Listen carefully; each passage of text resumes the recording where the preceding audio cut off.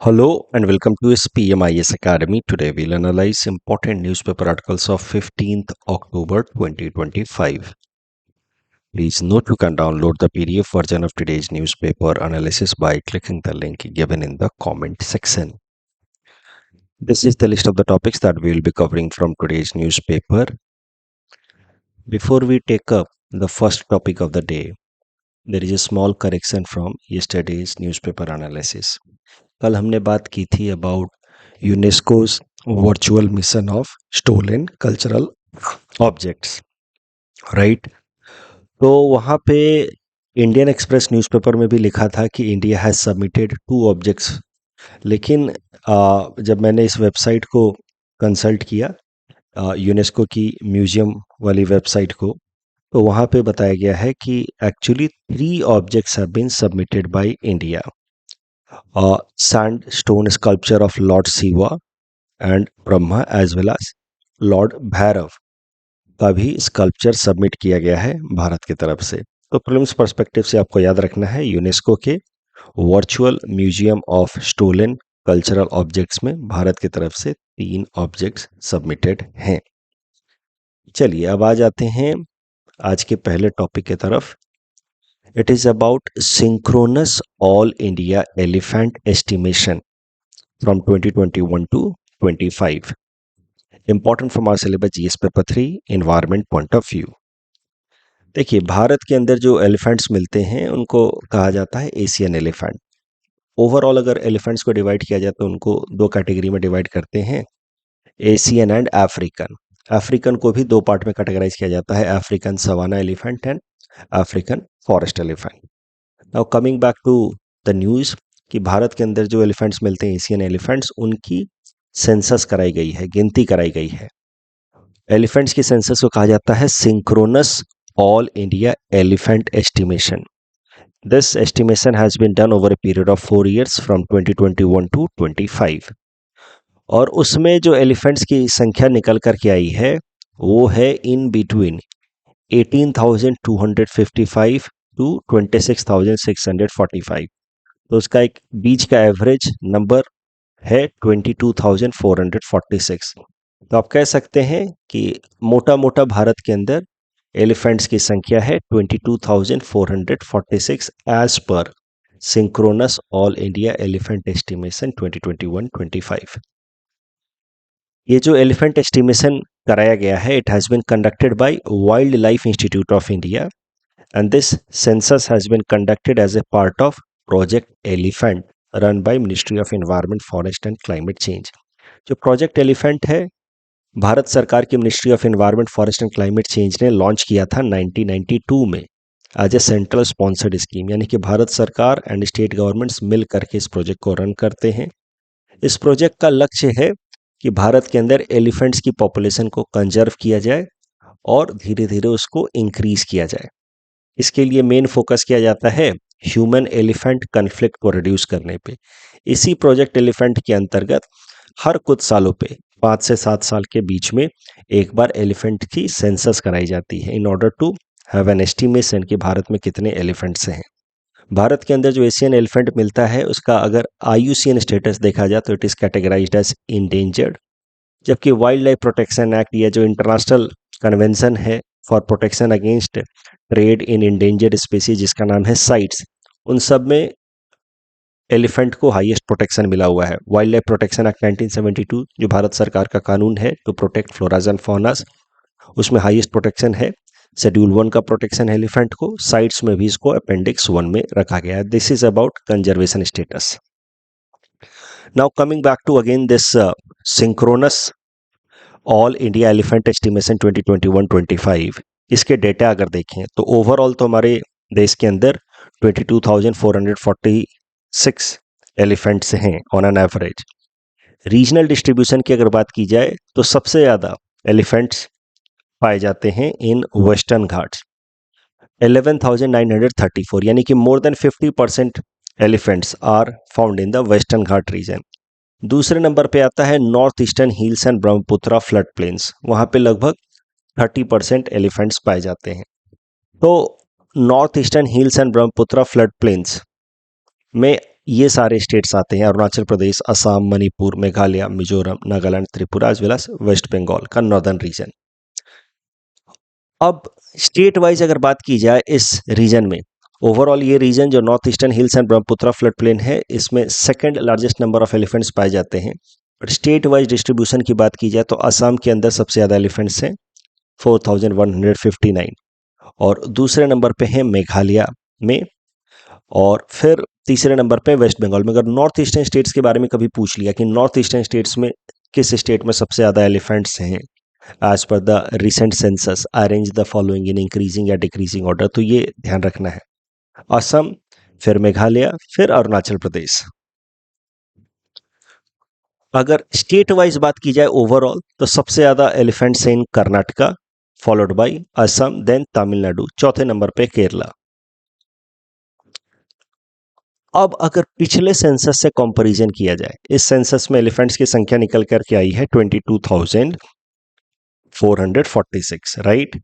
लेकिन अगर पिछले सेंसस से इसको कंपेयर किया जाए, last census was conducted in 2017, तो उस टाइम में एलिफेंट्स की एवरेज पॉपुलेशन निकल करके आई थी 27,312, यानी कि पिछले सेंसस के मुकाबले इस बार एलिफेंट्स की संख्या लगभग 4,000 कम हुई है। परसेंटेज वाइज बात की जाए तो 17.81% कम हुई है।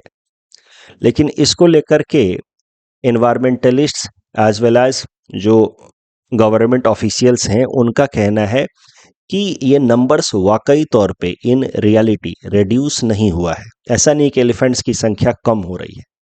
असल में ये जो रिसेंट सेंसस है उसमें एलिफेंट्स की संख्या कम इसलिए दिख रही है because the method used for elephant census has now been changed. जो पुराना मेथड था, ओल्ड काउंटिंग मेथड था, उसमें विजुअल अप्रोच लिया जाता था, एलिफेंट्स को देख देख करके गिना जाता था, उनका डंग बेस्ड काउंटिंग की जाती थी, एलिफेंट्स के अलग अलग डंग्स की सैंपलिंग करके काउंटिंग की जाती थी। तो वो मेथड इतना प्रिसाइज नहीं था, साइंटिफिक नहीं था। बट जो रिसेंट सेंसस है उसमें ज़्यादा साइंटिफिक अप्रोच का इस्तेमाल किया गया है। इसमें जो डंग है उसका डीएनए स्टडी किया गया है।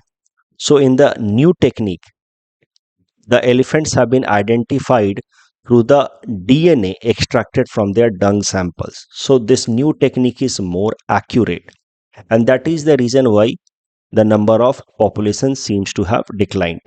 But in real sense the population is not declining, it is actually the method has been made more precise, and that is why the population appears to be declining. इस बार का जो census है elephant का, वो tiger census के साथ ही conduct कराया जा रहा है, इसीलिए इसको कहा जा रहा है synchronous tiger and elephant census. Tiger census में भी यही नया मेथड जो है डीएनए सैंपलिंग का, डीएनए एनालिसिस का, वो इंक्लूड किया गया है। तो now tiger as well as elephant census is done in more scientific and precise way, where the DNA is studied from the dung samples. इस टॉपिक डिस्कशन के basis पे ये प्रीलिम्स प्रैक्टिस क्वेश्चन है। Please attempt this question and submit the answer in the comment section. Next topic is about Sachet integrated alert system, important from our syllabus GS paper 3 disaster management point of view. छोटा सा news है, हुआ क्या है कि हाल फिलहाल में G20 की एक मिनिस्टीरियल मीटिंग कराई गई इन डरबन, साउथ अफ्रीका। वहां पे भारत की तरफ से पार्टिसिपेट किया प्रधानमंत्री के प्रिंसिपल सेक्रेटरी जी ने, और उसी सेशन के दौरान this G20 ministerial meeting in Durban, उसका थीम था डिजास्टर रिस्क रिडक्शन। उसमें पार्टिसिपेट किया प्रिंसिपल सेक्रेटरी जी ने। उस पार्टिसिपेशन के दौरान प्रधानमंत्री के प्रिंसिपल सेक्रेटरी जी ने भारत के अंदर डिजास्टर मैनेजमेंट के लिए एक इंटीग्रेटेड अलर्ट सिस्टम बनाया गया है सचेत, उसके बारे में बताया। तो न्यूज इज नॉट इम्पॉर्टेंट, इससे रिलेटेड प्रश्न आने की संभावना नहीं है ज़्यादा। बहुत होगा तो प्रीलिम्स से पहले एक बार देख लिया जाएगा कि G20 की ministerial meeting submit on disaster risk reduction कहाँ हुई थी। Answer would be Durban, that is it. Prelims perspective से इतना ही होगा जो प्रीलिम्स से पहले हम लोग एक बार रिवाइज कर लेंगे। ज़्यादा महत्वपूर्ण है ये इंटीग्रेटेड अलर्ट सिस्टम सचेत। आखिर सचेत है क्या? देखिए, सचेत को कहा जा सकता है नेशनल डिजास्टर अलर्ट पोर्टल। एक पोर्टल है जिसको डेवलप किया गया है by C dot, centre for development of telematics. ये भारत सरकार की एजेंसी है, इसको काम दिया गया सचेत इंटीग्रेटेड अलर्ट सिस्टम डेवलप करने का।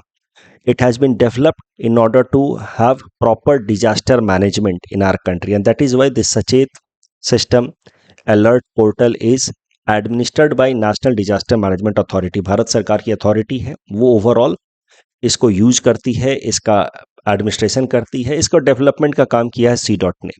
करता क्या है सचेत? सचेत का काम है कि अगर कोई भी डिजास्टर की संभावना बनती है, right from flood to cloud burst or even earthquake, earthquake को तो प्रिडिक्ट नहीं किया जा सकता, लेकिन अर्थक्वेक रिलेटेड सजेशंस, प्रिपेयर्डनेस के रिकमेंडेशंस, ये सब कुछ सचेत का काम है कि सारे जो गवर्नमेंट ऑफिसर्स हैं who are working in this direction उन तक पहुंचाए। So Sachet is a national disaster alert portal. Its role is to disseminate official disaster and emergency warning in real time to several multimedia channels, ताकि भारत के अंदर जो अलग अलग एजेंसीज हैं that are working for disaster risk reduction, उनको time bound fashion में disaster की अर्ली वार्निंग मिल जाए। ये काम है सचेत का। सचेत इंटरनेशनल स्टैंडर्ड को फॉलो करता है फॉर सेंडिंग अलर्ट प्रोटोकॉल। उस इंटरनेशनल स्टैंडर्ड को कहा गया है Common Alerting Protocol standard, CAP standard. This CAP standard for disaster alert system has been developed by ITU, International Telecommunication Union, which is a specialised agency of United Nations. Sachet is designed for almost every type of disaster. जितना हो सके हर तरह के disaster के लिए या तो early warning देगा, नहीं तो कुछ सजेशंस देगा, ताकि हम उसके अगेंस्ट प्रिपेयर कर पाए खुद को। तो मेंस में सीधा सीधा तो प्रश्न नहीं आएगा सचेत पे, लेकिन हाँ डिजास्टर मैनेजमेंट पे तो सवाल जरूर आएगा। डिजास्टर मैनेजमेंट के 2-3 सवाल तो होते ही हैं जीएस पेपर 3 में। वहां पे आप कंक्लूजन में या कहीं मेन बॉडी पे मेंशन कर सकते हैं कि भारत सरकार under national disaster management authority लेकर के आई है सचेत integrated alert system in order to reduce the risk associated with disasters। इस टॉपिक डिस्कशन के बेसिस पे ये प्रॉब्लम्स प्रैक्टिस क्वेश्चन है। Please attempt this question and submit the answer in the comment section. Next topic is about Amur falcons, important from our syllabus GS paper 3 environment point of view. Amur falcons, they are a bird who generally are found around the Amur river in Russia। ये देखिए Russia के अंदर जो अमूर river है which makes border between Russia and China, उसी के around ये अमूर falcon birds पाए जाते हैं। लेकिन होता क्या है कि सर्दी के दिनों में ये जो साइबेरियन रीजन है, यहाँ पे जब सर्दियां पड़ती हैं राइट सिंस अक्टूबर टिल फरवरी, तो यहाँ पे टेम्परेचर काफ़ी कम हो जाता है, -30 -40 डिग्री सेल्सियस टेम्परेचर चला जाता है। And that is why these birds Amur falcons they start migrating during the winters. They are normally found around northern China, eastern Mongolia, and during the winters from this far east region of Russia they start migrating towards South Africa। तो यहाँ से winters के दौरान ये south Africa की तरफ migrate करने लगते हैं। अब ये माइग्रेशन की जर्नी तो काफ़ी लंबी है, लगभग 20,000 से भी ज़्यादा किलोमीटर ये माइग्रेट करते हैं इन एन ईयर। तो इस कारण से they take a stop over in the north eastern states of India, Manipur, Nagaland में ये स्टॉप ओवर करते हैं, जिसको कहा जाता है रूस्टिंग। वहाँ पे जाकर के थोड़ा रेस्ट करते हैं। तो roosting activity is done in the north eastern states of India. Amur falcons यहाँ से माइग्रेट करेंगे, साउथ अफ्रीका में जाते हैं जब यहाँ पे सर्दियाँ पड़ती हैं तो, और वापस से दे रिटर्न जब यहाँ पे टेम्परेचर नॉर्मल हो जाता है during the summer time. Amur falcon की फीडिंग हैबिट्स की बात की जाए तो they mainly feed on insects, but they also can consume some small vertebrates. IUCN status least concern है, but since they are a migratory bird तो उनको convention और माइग्रेटरी स्पीसीज के अंदर भी प्रोटेक्शन दिया गया है। वाइल्ड लाइफ प्रोटेक्शन एक्ट 1972 के अंतर्गत भी उनको शेड्यूल 4 में रखा गया है, मतलब ठीक ठाक सा प्रोटेक्शन दिया गया है।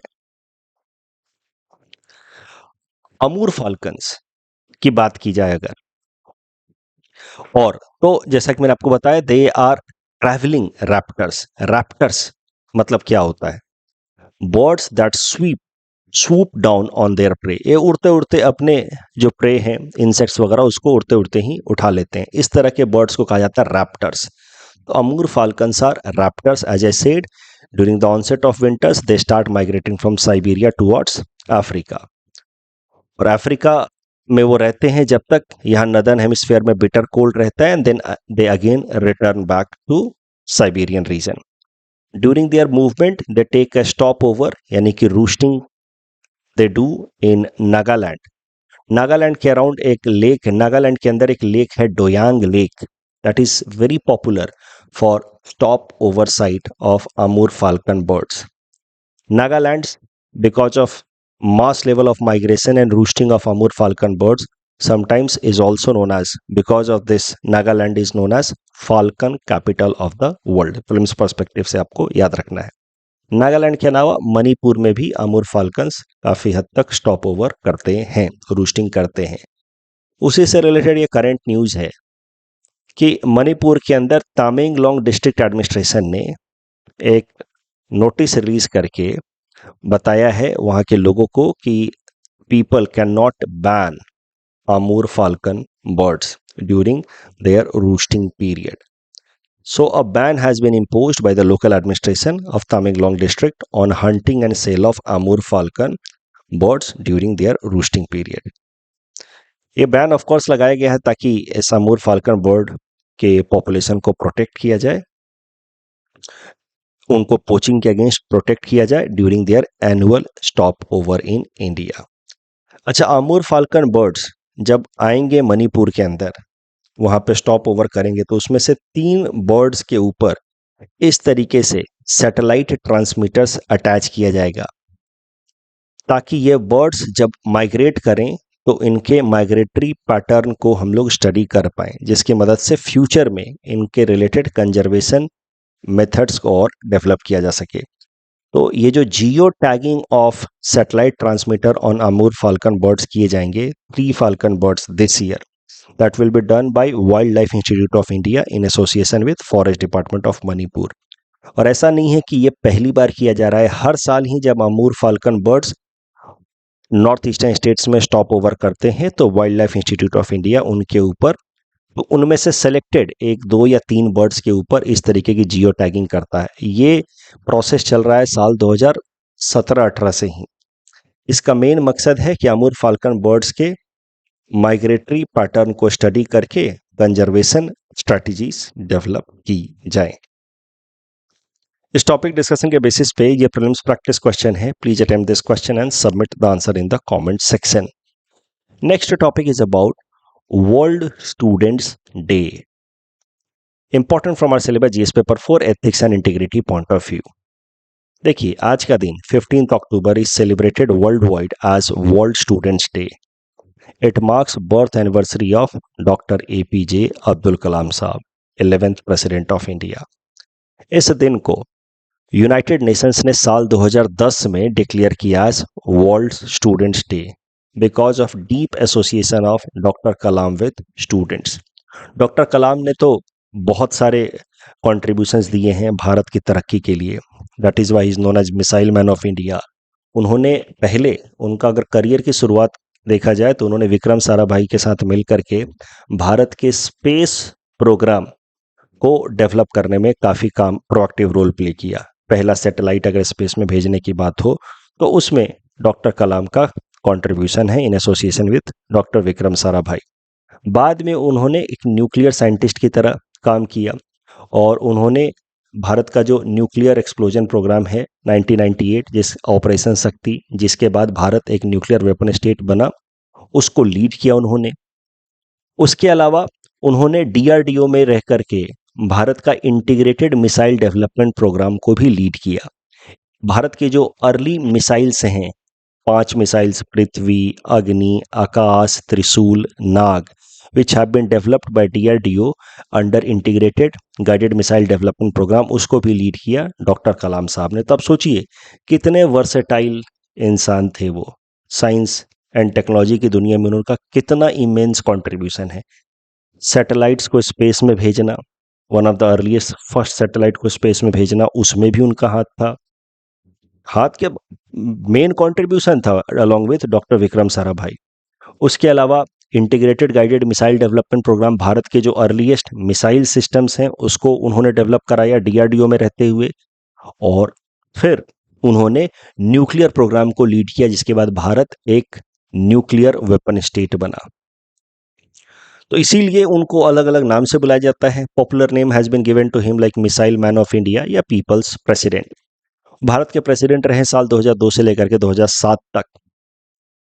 And he has also been awarded, of course he should be awarded, and he has been awarded with Bharat Ratna. उनकी इंपॉर्टेंट बुक्स के नाम याद रखिए। विंग्स ऑफ फायर ऑटोबायोग्राफी है उनकी, ignited minds in order to empower youth of India, India 2020। उनका vision था कि कैसे भारत एक पावरफुल स्टेट बने न्यू मिलेनियम में, उसके लिए उन्होंने बुक लिखी इंडिया 2020। यूथ के लिए उनका मैसेज आपको इस कोट से दिखता है। कहते हैं कि if you want to shine like the sun, first burn like the sun. तो he ask youth of the country to work hard, show the quality of perseverance, then only you will have the ability to shine and spread light across the world। पहले खुद पे काम करना होगा, खुद तपना होगा, तब जाकर के दुनिया में हम उजाला फैला सकते हैं। इस टॉपिक के बेसिस पे सिंपल सा प्रीलिम्स प्रैक्टिस क्वेश्चन है। Attempt this question and submit the answer in the comment section. UPSC ने एथिक्स पेपर में डॉक्टर कलाम के इस कोट के ऊपर ये प्रश्न पूछा था कि भारत को अगर करप्शन फ्री बनाना है तो फादर, मदर एंड टीचर्स, इन तीनों को इंपॉर्टेंट रोल प्ले करना होगा।